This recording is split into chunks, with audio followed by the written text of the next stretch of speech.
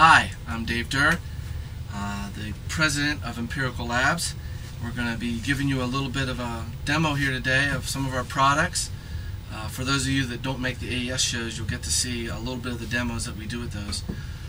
I'd also like to thank Kuster McAllister at Record Plant Remote. We're here in his beautiful truck, and it's always a pleasure to work with Kuster. And he's an old friend of ours and one of our first users around the area. And we really appreciate him letting us use this facility here. What I have here is the Distressor, the first product that we made. The Distressor was originally conceived back when I got my first vintage compressors. I was an engineer at Eventide back in starting about '87, and I had a little recording studio that gradually grew into a bigger recording studio. And having been a musician for many years in the past, I'd been exposed to a lot of vintage gear, and I always kept thinking, like, I remember these compressors having a certain sound, and in order to get those compressors, this is back in the maybe around 1990, they were at that point vintage, and they were very expensive. And I finally was able to save up and buy a few, and immediately I realized that my impressions were right. The old compressors had a real sound and character which is really just vacant on a lot of the new gear out there. It's strange that many years we tried to get more and more accurate gear, and with the coming of the digital age, of course, we got very accurate, but very quickly became apparent that maybe this isn't the most pleasing thing. So anyway, I had my first tape deck, professional tape deck that I got was an old M56 16-track 2-inch analog. When I started recording on that, it was unbelievable, the low end that I got off of that. I recorded a lot at 15 IPS, and when I got my first digital recorder, it was immediately obvious that there was something not as fun sounding. It just, everything took more work to get the sound full and natural. And I don't know if natural is the right term, but it definitely was more of a fight.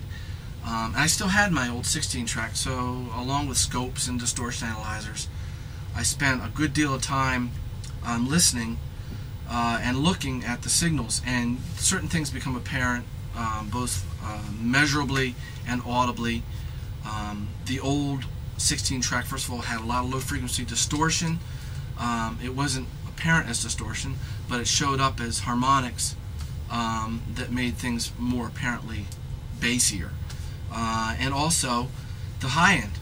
The saturation of the high frequencies caused by a combination of the bias frequency and high frequencies self-erasing themselves made the high end much smoother and warmer. Warm is a very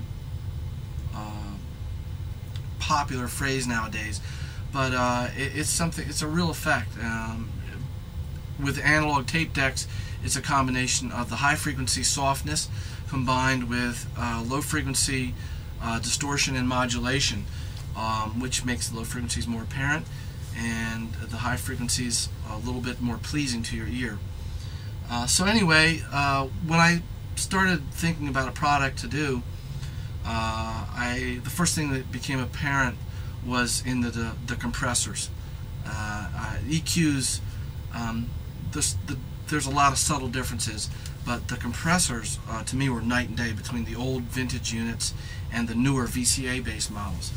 So I spent some time investigating the older units and found that they used nonlinear gain elements, meaning you add a volt to the control voltage and you have a 10 dB gain, another volt, you have another 10 dB gain.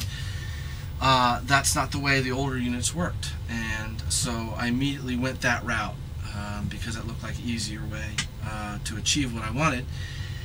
And along the way I found that I could do a number of things. First of all, I could make the units reproducible from one to the other, and second of all, by using digital circuitry, in the Distressor, instead of a ratio knob, I have a stepped ratio control, and not only goes through the ratios in a traditional manner, but in 4 cases it actually switches in and out different circuitry.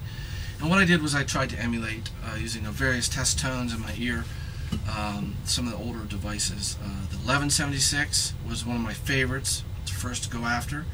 Then I went after the LA2A, and then I went after a Fairchild 670, which later I found out was one that was pretty far out of calibration. And finally I emulated a couple of the Neve, which were really classics, very fast and smooth, which incidentally ended up using nonlinear gain elements also. But anyway, by combining a bunch of modern techniques with old techniques, we came up with a Distressor.